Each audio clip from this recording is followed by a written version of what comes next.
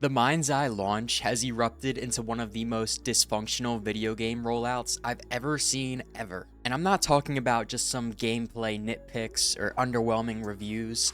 This is a full-blown, corporate meltdown. Like, we're watching the demise of a company right before our eyes. And it's been building up for months. No one is surprised to see this. It feels like we all knew this was gonna happen. It's just, here we are. The game launched today at the time of recording this, yesterday when you guys are watching. It's fully out and it's here. This is it. It's all boiled over. It's chaos and somehow it's real. It all started getting really strange when Mike Gerhard, one of the co-CEOs of Build a Rocket Boy, which is the studio behind MindsEye, he posted a completely unhinged message. I think it was just earlier last week in the official Discord and on Twitter or X. He claimed there was a coordinated effort to sabotage the game, and he blamed a bot farm for the early negative feedback, saying it was 100% orchestrated. And it gets even weirder than that.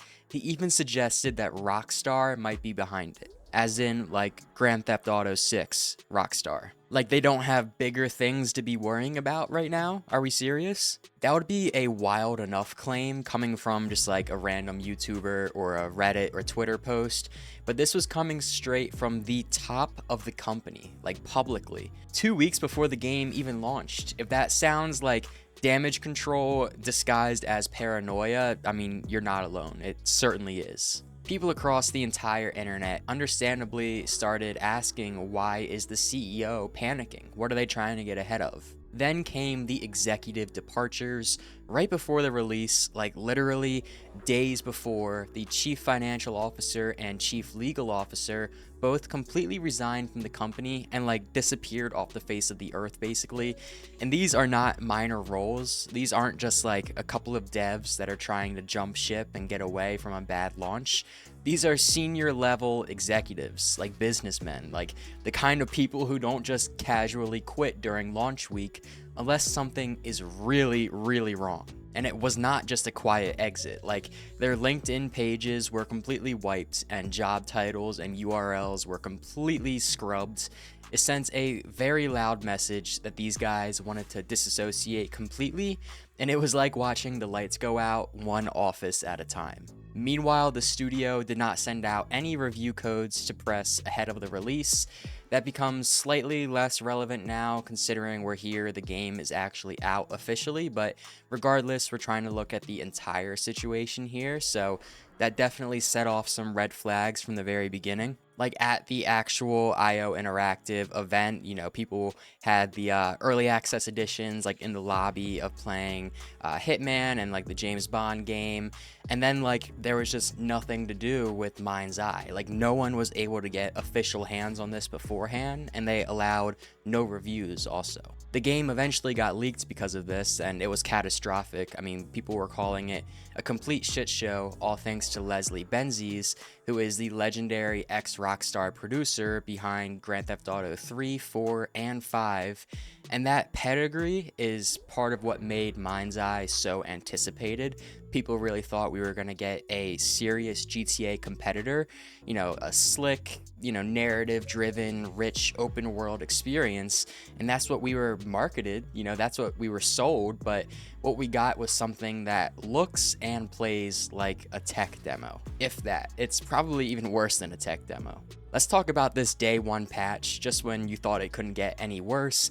On PS5 and PC, players got a massive 16GB patch that fixed a handful of critical bugs, which is great and all, I'm glad to see it, but Xbox users were left completely hanging, no patch at all, literally nothing, and that patch wasn't just for polish, it addressed fundamental issues like crashes during missions, major NPC, AI glitches.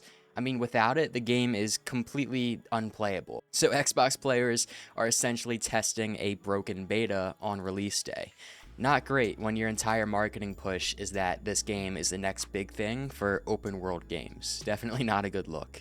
And the bugs are not just funny little things, they are game breaking, like how I said. I mean, missions are just, all in all, like, you can't complete them, some of the objectives just fail to trigger, enemies teleport or freeze mid-animation, cutscenes crash, frame rates just cannot hold constant, and they're capped at 30 frames per second anyway. The UI constantly lags and disappears. I mean, we're not talking about the occasional clipping or screen tearing or ragdoll. There is all of that, don't get me wrong, but you combine those little things with stiff movement, generic enemy design, uninspired level layouts, and then all of these really big bugs that I was talking about, and people are asking, how did this game even make it out the door? And when you dig into the game itself, like you look further than just kind of what you're seeing on the surface, the problems just seem to compound, and no spoilers, of course, but MindsEye just feels like it doesn't know what it wants to be. Regardless, if this game had no bugs, no glitches, it's just kind of weird. It's like in a gray area. One moment you're in a high-tech dystopia, which is cool.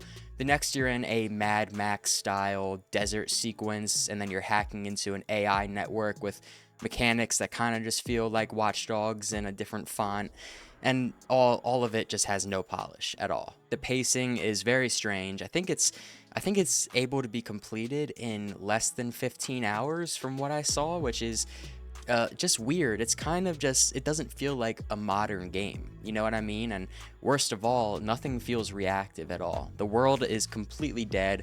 There's hardly any immersion or interaction. It's a complete step back from what we expect with open world games nowadays.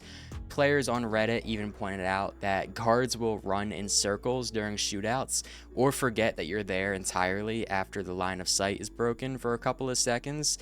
And the community is, understandably so, letting them hear it. The MindsEye Discord and subreddit have been absolute war zones. People are joking that MindsEye is less of a game and more of an asset showcase. And it's not just players and media calling this out at this point. Even people from within the actual company seem divided.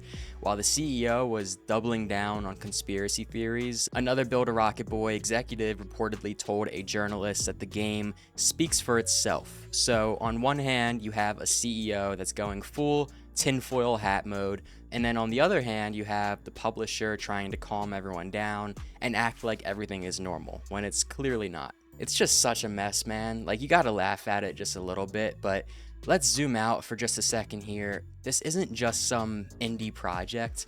Build a Rocket Boy had, over 450 employees working on this project. That's massive. That's AAA studio size. I don't need to tell you that. That's years of labor, tens of millions of dollars in terms of investment, and one of the most hyped games in recent gaming memory. Probably since Starfield is the last game that I could really think of generating this much hype in these last 2 or 3 years. And somehow, it seems like this is a recurring theme with some of these very overhyped games. This is a very extreme example, because at least a game like Starfield was playable, despite it being a little bit underwhelming. But, the final project, or the final product of MindsEye plays like it skipped 2 years of development. Maybe that's a little bit dramatic, but the dissonance between the size of the team or the resources and the quality of the product is staggering. I don't even know how they managed to do that. So now we have a game that's broken, a studio that is bleeding leadership, a CEO that's lashing out publicly, and a community that has already lost hope, on day one. But to be honest, hope was already lost before day one. And theoretically, they could fix some of this, maybe. Let's have hope.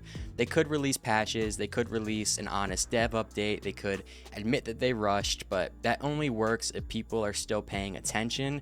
And right now, the most engaged players are the ones writing essays about how disappointed they are. So Cyberpunk comes to mind immediately, a very similar situation here.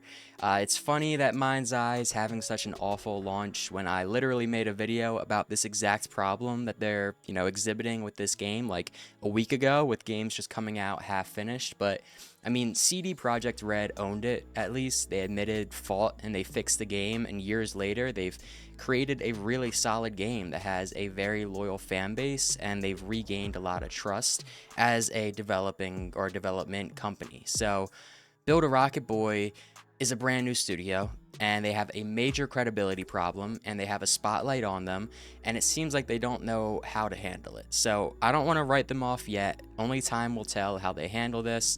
but I will definitely be watching closely because, man, this has been a very entertaining couple of days, to say the least. Let me know what you guys think about the MindsEye situation down in the comments, and if you've gotten the chance to play it, is it as bad as everyone is saying? Besides for that, thank you so much for watching. Make sure you like and subscribe if you enjoyed, and I'll see you all in the next one. Peace.